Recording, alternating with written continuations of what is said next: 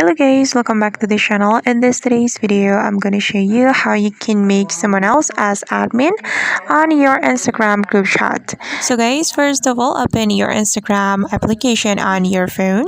Then you can open your Instagram direct message to open your group chat. And this is my group chat guys. And I'm the admin of this group chat. Then we're going to open this group chat. And after that, we can tap on this group chat name right here, and you can click on people.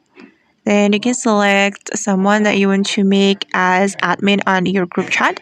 And for example, I'm going to make this account as admin, so we can just tap on this three dots button. Then we can simply tap on make admin. Alright, and now as you can see that this account has become admin on this group chat. Alright guys, and that's how we can make someone else as admin on Instagram group chat. I hope this tutorial will be useful for you. Thank you so much for watching and see you on the next video.